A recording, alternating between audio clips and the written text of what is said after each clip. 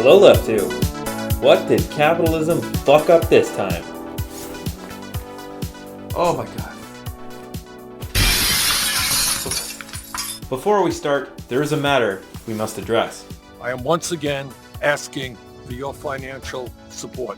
As this economic crisis deepens, if you like what I do here, join the ranks of these most amazing comrades. Become a patron and help fund the revolution. Let's begin. In the fight against coronavirus, social distancing, self-quarantine, and economic shutdown has been in effect since mid-March for most of us in the West. And while the economy may slowly start to open back up over the next few months, it will likely be at least a year or two before we see any kind of return to normalcy. You know, a lot of people think that goes away in April with the heat, as the heat comes in. Typically that will go away in April. And what a great timeline this would be. Easter as our timeline, what a great timeline that would be. Was the shutdown the right thing to do? A few weeks late, but yes. Some have gone the YOLO route and are promoting the idea of just building herd immunity so that everyone can keep working and make sure line go up. Perhaps you could sort of take it on the chin, take it all in one go and allow the disease, as it were, to move through the population. While it's true that this tactic would see us through the pandemic a lot quicker, many more people would die. But why is this a trade-off we're even willing to consider in the first place? What the hell kind of dystopian nightmare are we living? As we see in this current crisis, as with every crisis, it's the workers who pay the price. Unlike what we are witnessing now in the United States, with socialized ownership of the means of production, there is no profit motive, no intellectual property or commodity production as competing interests to the public health. When we instead produce based on need, there is suddenly no longer any economic incentives getting in the way of immediate, severe, and large-scale public health measures. We lose almost nothing by temporarily forestalling economic and social activity. No business going under, no banks defaulting, no workers going without food or shelter. Whereas, under the unstable precarity of capitalism, we risk losing everything. While postponement of business is necessary during this crisis, the ensuing economic crash is a phenomenon specific to capitalism. As it stands right now, the working class are the unwitting victims of a panicking and erratic stock market. Many jobs lost now are not likely to return. Workers don't reap the benefits of a soaring stock market, but when it crashes, they always bear the brunt of the pain. If a corporation goes out of business, it's not the individual owners and CEOs who go bankrupt, it's the business. That class of people are protected, while the workers get laid off and don't eat. On the other hand, for those capitalists and landlords, the worst case scenario is they might have to sell some property. Quel dommage. Sorry for your loss. In late capitalist nightmare hell world, instead of using economic activity to improve people's lives, workers sacrifice their lives to please the market. This disease could take your life, but that's not the scariest thing to you. There's something that would be worse than dying. Yeah, we got a choice here. Are you willing to take a chance on your survival in exchange for keeping the America that all America loves for your children and grandchildren? And if that's the exchange, I'm all in. I would rather all of us who are over 50 go in and keep this economy going. Even if we all get sick, I'd rather die than kill the country, because it's not the economy that's dying, it's the country. We need to also remember that the cure cannot be worse than the crisis itself.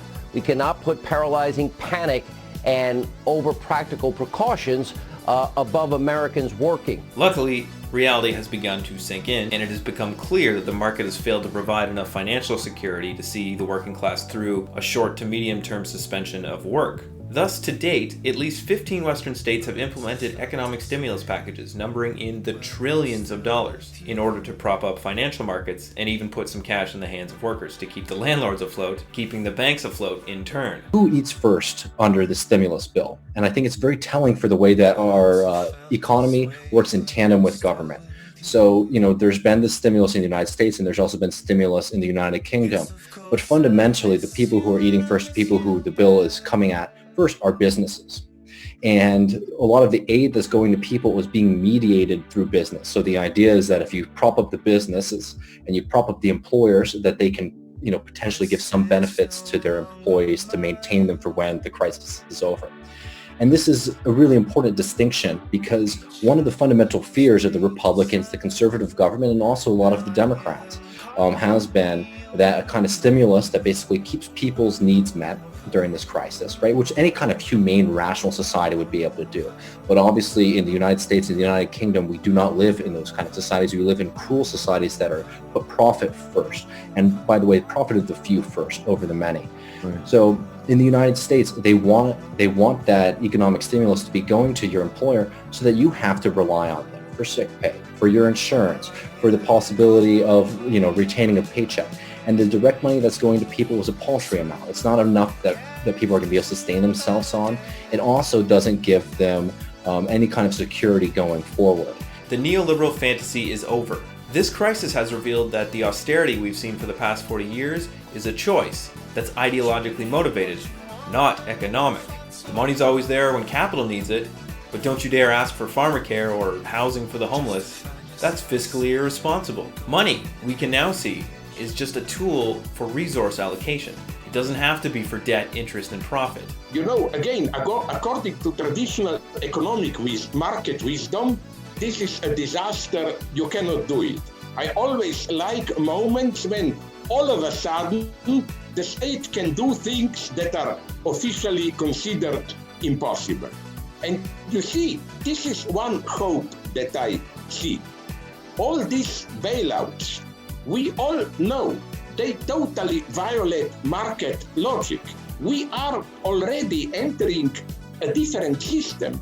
At a certain point, I claim here, money, when you give trillions of dollars, no longer functions in the old capitalist way. It's a simple means of allocation. Marx thought money will function like this in the first stages of socialism.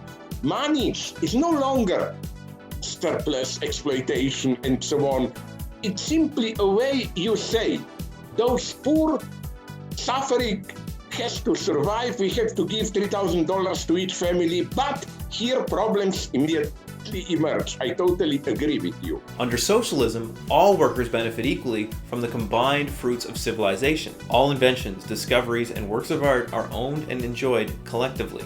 And since work becomes infinitely more socially productive overnight, no one, not even the laziest, most depraved, most disabled, most decrepit, need go without food, shelter, care, or community.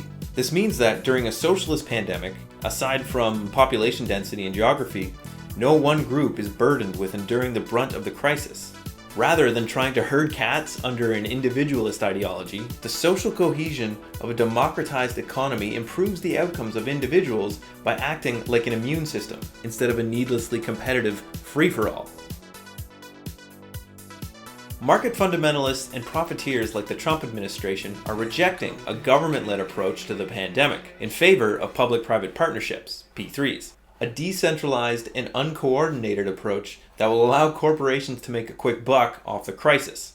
This strategy has already led to a shocking shortage of masks, tests, and ventilators, compounding the already critical lack of hospital beds in the country. America's for-profit hospital system has succumbed to similarly predictable shortfalls. Staffing, services, and costs are kept to an absolute minimum at all times with complex algorithms designed to squeeze every penny and cut as many corners as possible. Any healthcare worker who's worked in a hospital will recognize this. While onerous on medical staff, this formulation can function well enough during periods of normalcy. But this fragility means that any shock to the system can quickly lead to total systemic breakdown, like what we're seeing right now in New York City. The frustrating thing about all of this is it really just feels like it's too little too late. Like we knew it was coming. Today is kind of getting worse and worse. We had to get a refrigerated truck to store the bodies of patients who are dying. We are right now scrambling to try to get a few additional ventilators or even CPAP machines. If we could get CPAP machines, we could free up ventilators for patients who need them. We now have these 5 vents. We probably, unless people die, I suspect we'll be back to needing to beg for ventilators again in another day or 2. There's a mythical 100 vents out there, which we haven't seen. leaders in various offices, from the president to the head of health and hospitals, saying things like, we're going to be fine, everything's fine. And from our perspective, everything is not fine. I don't have the support that I need, and even just the materials that I need physically to take care of my patients. And it's America, and we're supposed to be a first world country. Having adopted the cost-cutting short-term outlook of the market, the state has face-planted under the self-imposed limitations of just-in-time manufacturing, lack of infrastructure for administrative tests, and the abandonment of the actual pandemic playbook commissioned under Obama. Nothing illustrates this failure better than when Trump dismantled the pandemic response team back in 2018. Some of the people we cut, they haven't been used for many, many years, and if we ever need them, we can get them very quickly. And rather than spending the money, and I'm a business person, I don't like having thousands of people around when you don't need them. When we need them, we can get them back very quickly.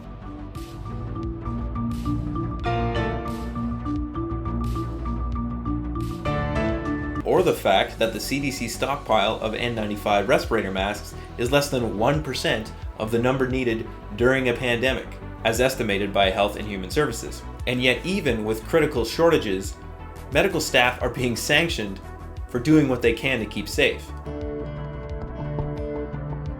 I quit my job today.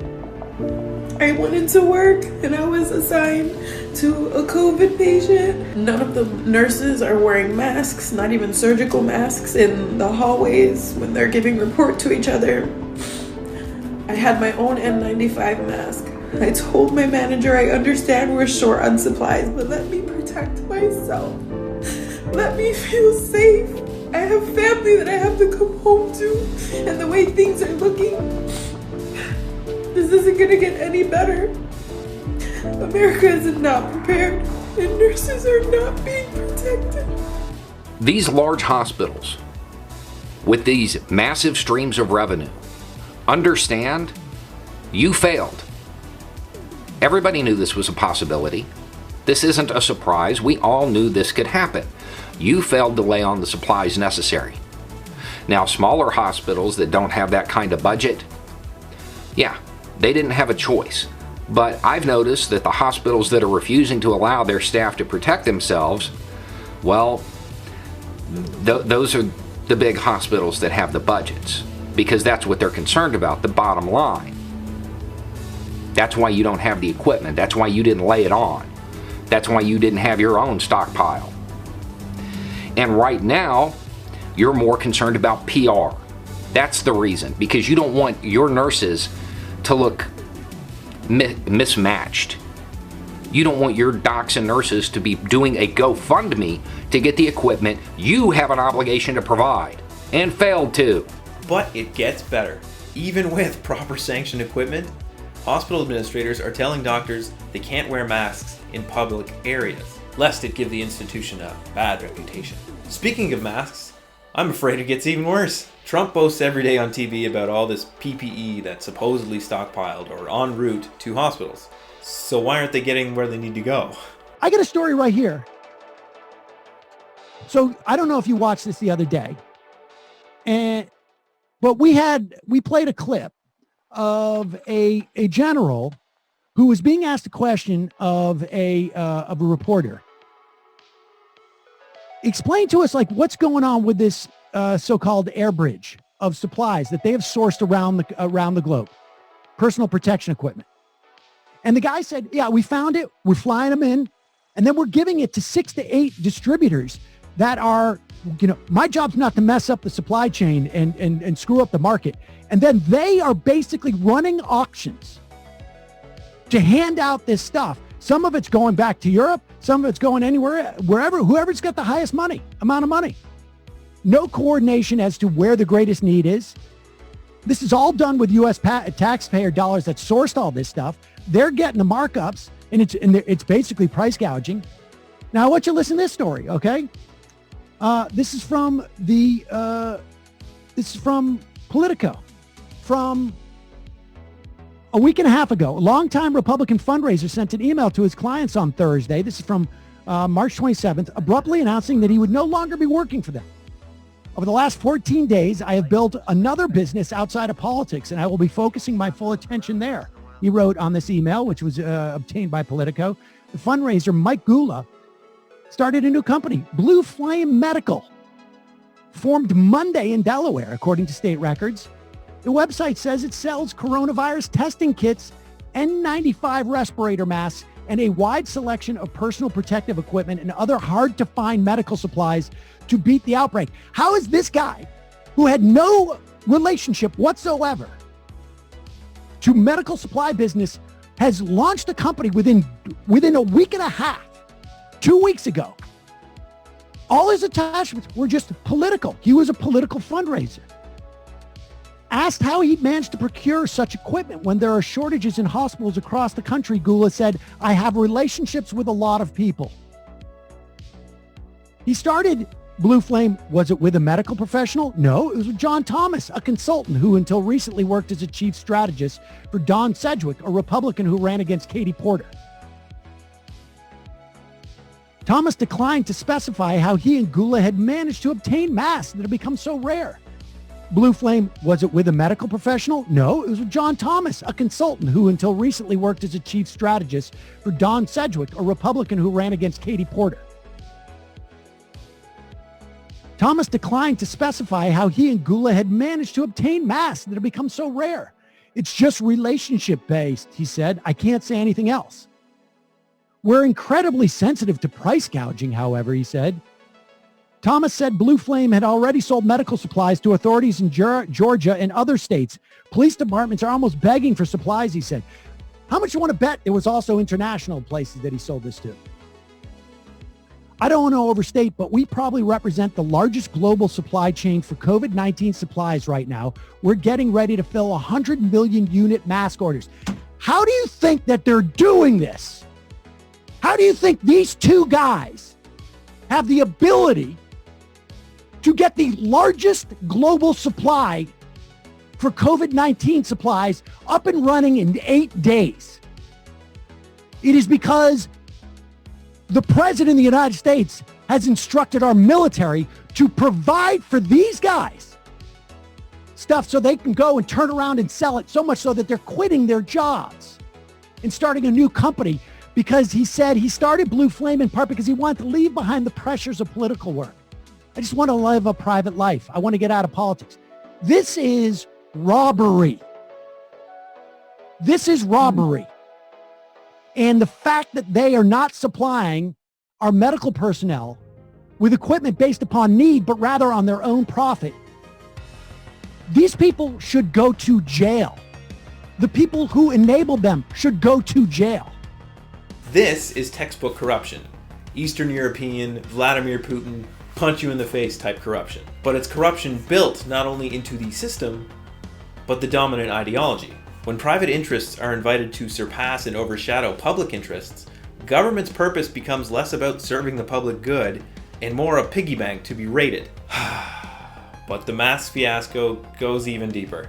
Last one, I promise. You're in charge of procuring these for the first responders in Florida. You're not some guy off the street. And you basically got the runaround. So you went after 3M on Twitter, and they responded. And people noticed it, and they responded. And you said, why can't I get it? And they basically said, we have no control. Our dealers are selling some of these masks to foreign countries because they got there first or they're paying cash. And you said, well, shouldn't you tell your distributors to make a priority for America, for the states, for the local governments, for first responders, physicians, nurses, EMTs? And they said, no, we haven't done that. Is that a fair summary?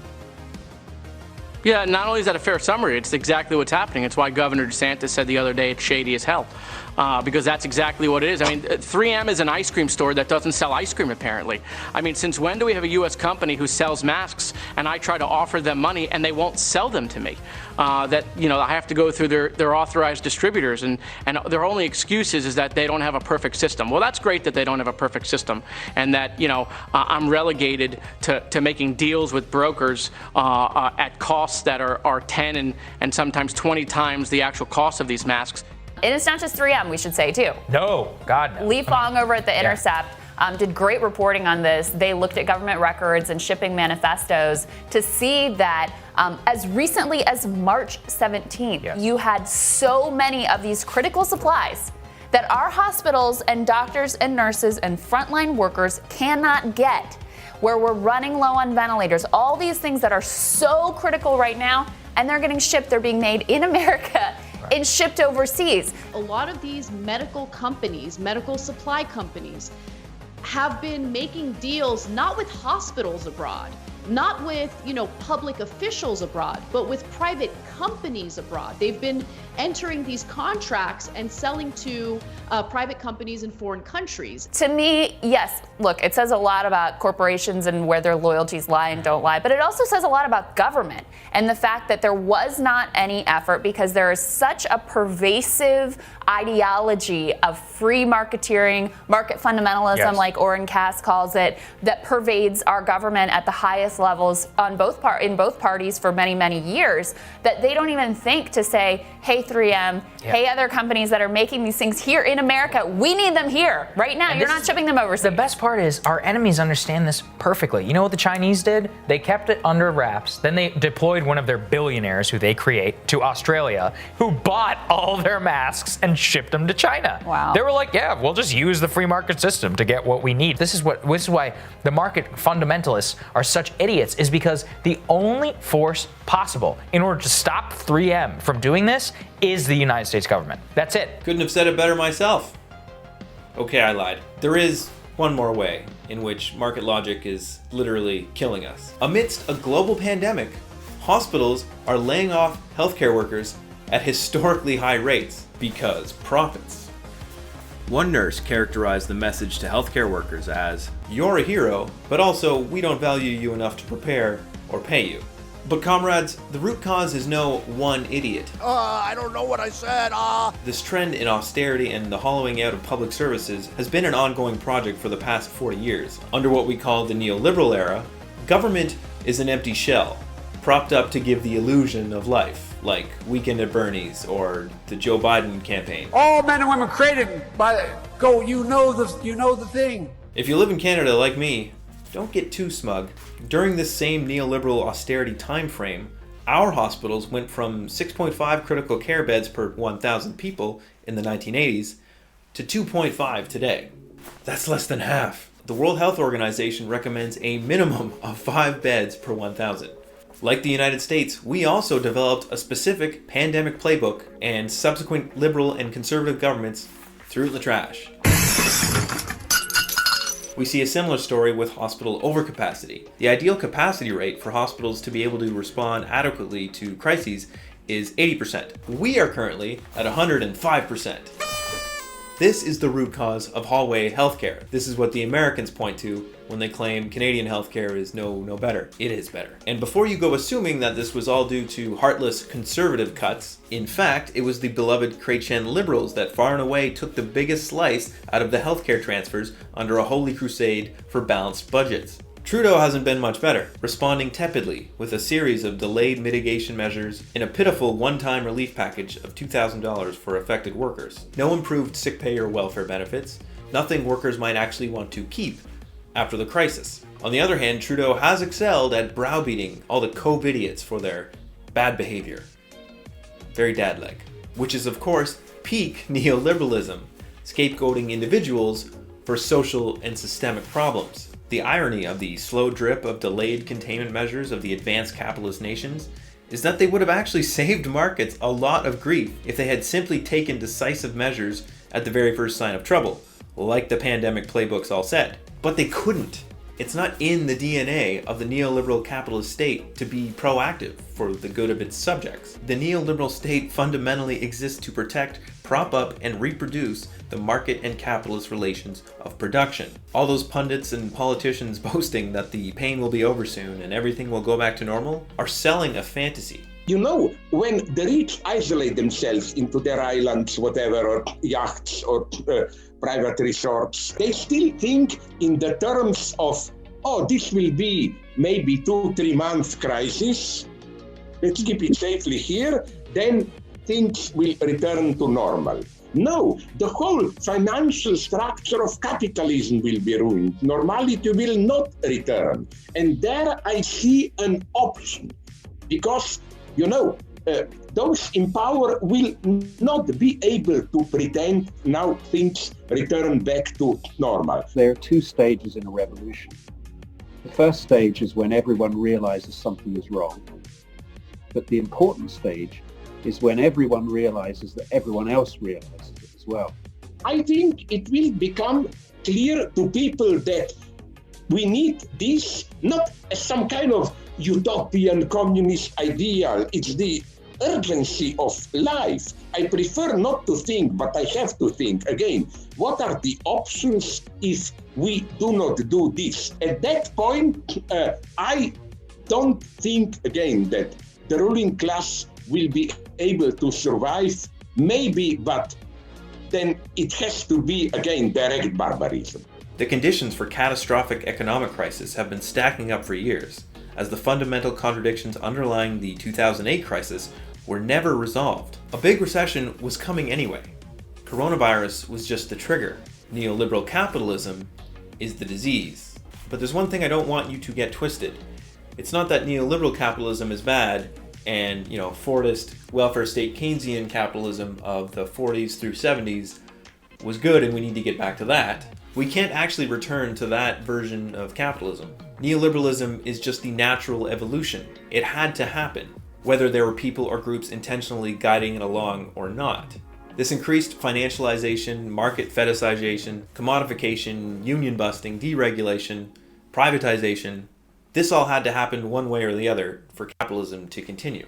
The beauty of that awful military ironclad oppression was because you could recognize the bloody enemy. They wore a uniform, or they looked like thugs, and they would break into your home and take you away. One question we have from the audience is this the end of neoliberalism? Because you see, the problem with neoliberalism is that unlike a military dictatorship, unlike the Blitz that you mentioned, where you could see the Stukas, you could see the Luftwaffe, you had tracers in the middle of the night, and you could see the bombs coming. You knew where the enemy was coming. The difference with neoliberalism is that no one is at fault. Because as Karl Marx explained beautifully, so vividly and poetically in Das Kapital Volume 1, you can't blame the capitalist. Because the capitalist lives in fear. If he does not explain the workers, he will go bankrupt. If he goes bankrupt, he becomes like his workers.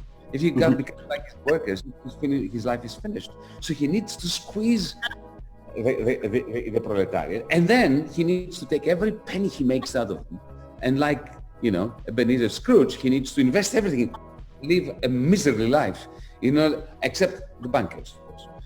But in other words, in neoliberalism, I experienced that in the Eurogroup. I could see that if any of those ministers who were trying to destroy our people, if they were at all convinced by what I said and stated that they were convinced, they would lose their jobs immediately. Yeah. It's like I was talking with people whose salary depended on not being convinced. So nobody's at fault in the end. And this is the intense and just irreversible, to some extent, power of neoliberalism.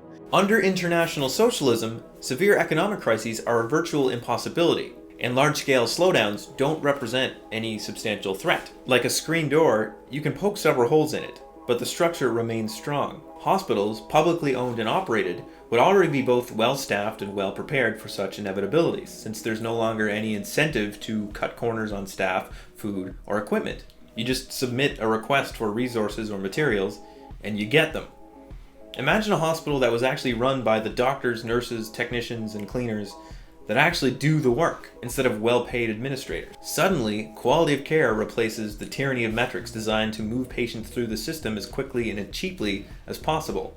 Moreover, without intellectual property rights, personal protective equipment like ventilators, valves, swabs, masks, face shields can be 3D printed rather than purchased at top dollar from private industry. And because we wouldn't have an artificial economy and housing market to prop up, only essential sectors like utilities, food distribution, and healthcare need remain open during a pandemic, unlike Doug Ford's fake news version of essential services that includes condominium construction workers, liquor stores, and laundromats. Side note, anyone else find it strange that when shit hits the fan, we find out that the only essential workers are the ones who get paid the least? That's strange. The entire capitalist and professional managerial class. I have one question for you. What would you say you do here? You hoard all the brain power and wealth, but it seems like we do all the work. The real work, anyway. The encouraging thing about that, though, is that we have the fundamental power in the society. The fundamental trick of capitalism is that capitalism is reliant on the working class and on working people. And they've done a lot of work to try to make that idea seem foreign to us. But this kind of crisis makes it actually very clear that that is the fundamental relationship in society, and we need to build off of that if we want to get out of this with any hope of a better future. Imagine a world where all the high-achieving, big-brain go-getters could be put to work on directly solving the world's problems and building a better future, instead of being siphoned off by capitalists to help increase market share. Really makes you think. The infinite expansion of capital and the constant drive to lower costs necessitates the implementation of a highly complex global supply chain consisting of core and periphery nations, the latter being exploited by the former for its cheap labor. By the way, this is why the term developing nations is a sham. They're gonna stay that way forever. This means that a new virus can't help but quickly find itself spread all around the world in no time flat. Increased air travel for business is also a consequence of this interdependence. However, socialism requires no such economic interdependence. While it's true that rare minerals, food, and primary resources will still be shipped around the globe, in a classless global society, labor has the same value everywhere on Earth. So every phase of production is necessarily more localized for efficiency. It simply wouldn't make any sense to mine cobalt in Africa, send it to the Philippines to make an electronic part to be assembled in China to be sold in Norway. Nor would it make any sense for impoverished nations to export all their food to first world grocers as they do now. So if production of necessary goods collapses in one region for whatever reason, the immune system kicks in, and all the surrounding regions will have the necessary productive capacity to help out. As it stands right now under neoliberal capitalism, nearly all industrial production has been moved to the global south. So if anything happens to the global supply chain, we in the West increasingly lack the factories ready to produce the things we need. Furthermore, the dynamic advantage afforded to capitalism to efficiently manage supply and demand is no longer the reality. The people's republics of Amazon and Walmart have proven beyond question that modern algorithms can successfully predict and organize every aspect of an international supply chain. In the complexity and the centralization of those supply chains that you see at something like Walmart, actually debunks the idea that like, oh no, it could never be that central, it could never work like that, it needs to be kind of more horizontal and so on. It shows that in certain ways you can plan like that, but it's not being planned in a democratic direction. It's being planned in the Walmart direction. It is therefore incumbent upon us to implement such a system at the international level, not just for healthcare, but for all major industries. It's now clear how, if anything, Bernie Sanders wasn't radical enough. The problem is not just universal health care in the United States. We need literally some kind of global healthcare system, some mechanisms to follow epidemics all around the world, to act in a coordinated international way. Another main way that capitalism exacerbates the pandemic is the fact that under capitalism, if you don't show up for work, you get fired and you don't eat. Perversely, this incentivizes workers to go to work sick and spread the virus. Under socialism, because it's in the collective interest to keep the sick isolated and safe, there is no punishment for staying home. No longer any capitalist losing profit because you chose to get rest and keep your coworkers safe. Better yet, because production is now based on need and decided democratically, we end up with much less work. Some calculate as little as 4 hours a day, maybe even less. This is partially because most of the work that actually happens in a capitalist economy can be classified as bullshit jobs, paper pushers and middlemen that exist solely to market, track, analyze, regulate, and optimize profit. These jobs exist both in the private sector and in government bureaucracies. By definition, capitalism overworks us far beyond what is socially necessary. And what does all that accumulated stress do to the health of the body and mind? It leaves us with an epidemic of obesity, diabetes, mental health, and importantly for this scenario, weakened immune systems. The perfect storm for a pandemic. Let's take a minute to check in with the remaining evil empires and see how they're faring in this pandemic. Socialist Venezuela, a country of 95 million people that shares a border with China, currently has 257 cases and 0 deaths. 0. How, you ask? Well, for starters, after confirming their first 2 cases, it took state officials a whopping single day to declare an epidemic. 1 day. Vietnam has developed coronavirus testing kits for the public, with results available in around an hour.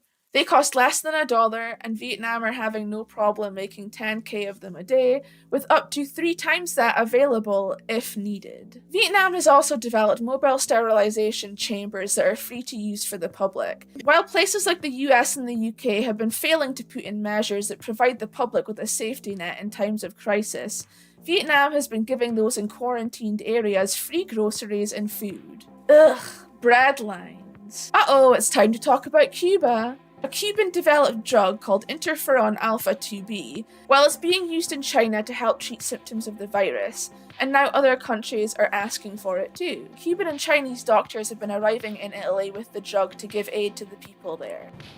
Another early morning, another ceremony to bid health workers farewell. Last week, a troop of Cuban doctors were dispatched to Italy. This week, medical professionals have been sent throughout the Caribbean, to Suriname, Grenada, Jamaica, and today, St. Kitts and Nevis. 29,000 Cuban doctors and nurses are working in 59 countries around the world, and as confirmed cases of coronavirus increase, so does demand for Cuban medics. Medical services are the island's main export, raising more than $6 billion for the state in 2018. But the communist-ruled island doesn't charge for the thousands of doctors who work in more than a dozen low-income countries in Latin America and Africa. The same goes for disaster relief, where Cuban physicians have provided emergency assistance to millions. Almost 1,000 Cuban doctors arrived in Haiti after the 2010 earthquake, where they were the first to set up medical facilities amid the rubble. More than 12,000 people were willing to fight Ebola, and right now there are thousands of Cubans willing to complete these missions. While Western commentators assume Cuba sends doctors mainly to expand influence, experts on the island's health system draw a different conclusion. The root of it, in addition to Cuba's own health system, which provides universal coverage and universal access, is really the belief that Cuba is one of a number of developing countries that is trying to make life better for its population. From the moment we're born in this country, we receive an education based on humane principles. The principle of solidarity and internationalism is at the forefront of that. This isn't about politics or ideology, it's about humanity. You're making a big sacrifice. Why are you willing to go? Because there are other people that need me, people that are sick and dying, and that isn't right. People shouldn't be dying when there are people who can help them. Look at the difference between African countries and Cuba. Just think about that. Ponder that for a little bit. How is it that a tiny country like Cuba is always going to the rescue of Africa? A continent of 1.3 billion people today. Think about that. 54 countries with all these presidents, vast natural resources. But when Ebola struck, guess who it was that went to Africa's rescue? It was Cuba. Cuba sent hundreds of doctors, hundreds of healthcare workers. Cuba bailed out African countries. You can practically hear the evil oozing from their communist pores. To date, the island nation has 186 confirmed cases and 6 deaths. But the hyper-centralization of the Cuban government makes Cuba extremely effective at disaster relief. And while health professionals on the island operate on a shoestring, the system is geared to preventing disease rather than waiting to treat it. Unlike Cuba, in America, you have the perverse situation where diseases of modern living are an economic benefit, which is why there is so little effort placed on prevention. Diabetes and mental health problems make money. Yet with 1/10 of the cost, Cuban health outcomes are nearly identical to that of the United States. Right-wing grifters love reminding everyone that communist China muzzled the doctor who blew the whistle on the virus and later died from it. Terrible. However, in capitalist America, the same thing is happening, just in a different form. As we already discussed, hospital administrators are putting reputation concerns above public health, because if your hospital gets a bad reputation for being caught flat-footed, that might directly affect future donations and endowments. It might even affect your salary or future job prospects if you're a CEO or administrator there. Who wants to be holding the bag when the shit hits the fan? Whether it's China or the United States, this is the logical consequence of a competitive, marketized social system. And yes, it's all but confirmed that China has been lying about its infection numbers, at least at the beginning. But even with all this authoritarian fuckery, China's centrally controlled system of state capitalism was able to quickly and efficiently transition its economy into crisis mode and impose strict lockdown measures. Now, this isn't a case for authoritarianism or even necessarily state planning for that matter. This just shows what can be achieved when matters of public health and social policy are unshackled from the tyranny of the profit motive and market economics. While still very much rooted in the capitalist mode of production, because it is a capitalism on state-led terms, China is much freer than most to marshal industry to work for public interests, meaning they can do things like build an entire super hospital in 10 days. Under the market fetishism of advanced late-stage neoliberal capitalism, Western states are effectively cucked and rendered impotent by market forces. So if private property rights and the free market are really the keys to the greatness of Western civilization, are China, Cuba, and Vietnam taking the wrong approach? What exactly is the market solution to a global pandemic?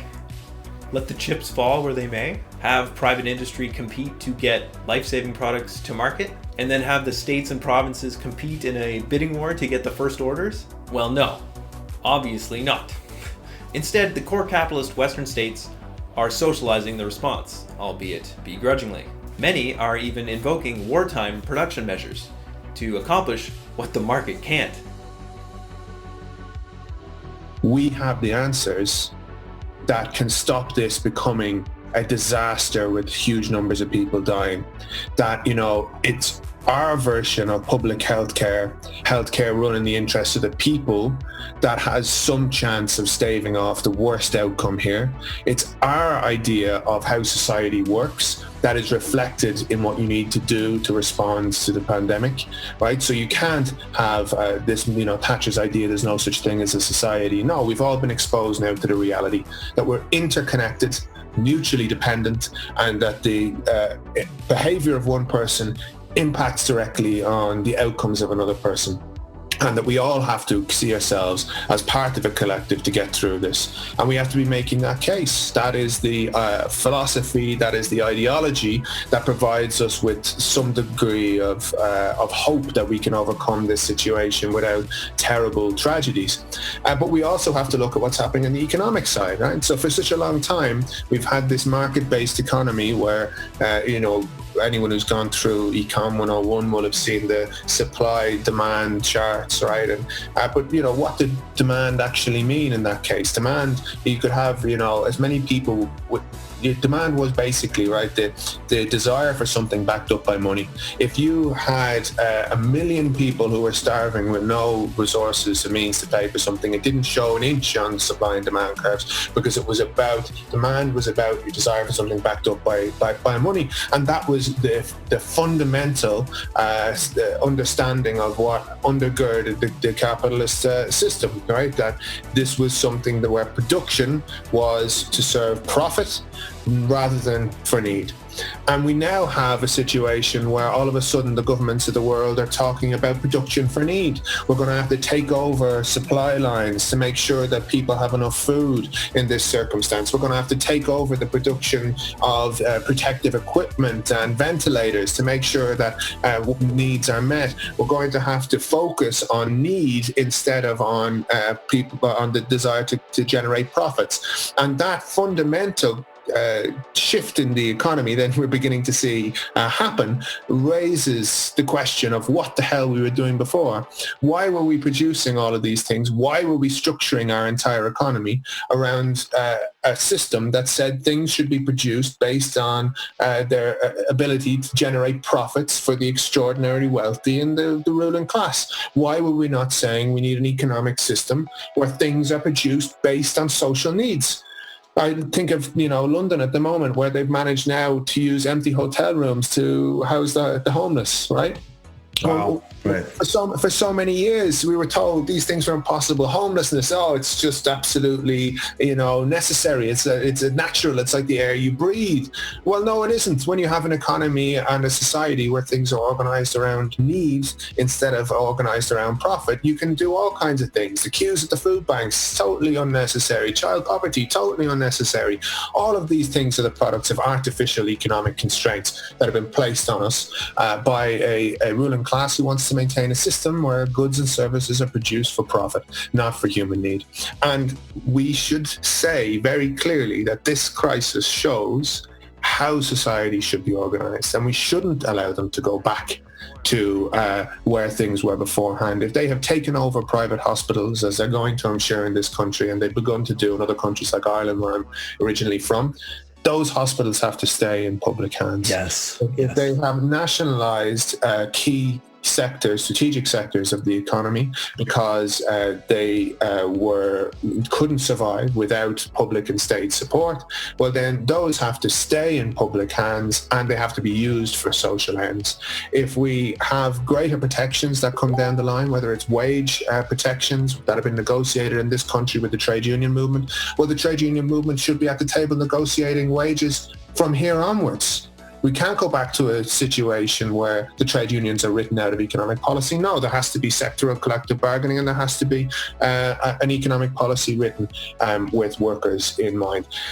Those kind of questions are fundamental to this moment. They're necessary responses to save lives in a crisis, but they're also opening doors to a new system, one that has to come in this next decade, because what we're going to see is just how unsustainable this model is. Ronan Burton Shaw, you nailed it.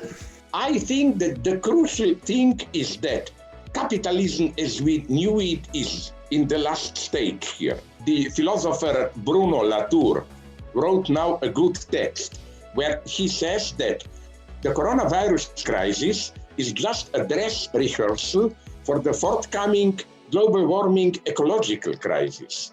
Where do I sign up? So big thumbs up if you liked the video. Thumbs down if you know the thing. If you think my video is a psyop designed to distract from the truth, the terrifying truth that coronavirus was both made in a lab and also not real at all. Newly installed 5G towers are really to blame for your lungs collapsing in rural Slovenia. There is no virus. And you better believe that this is all part of some global satanic banking Rothschilds pedophile ring. Wake up, sheeple!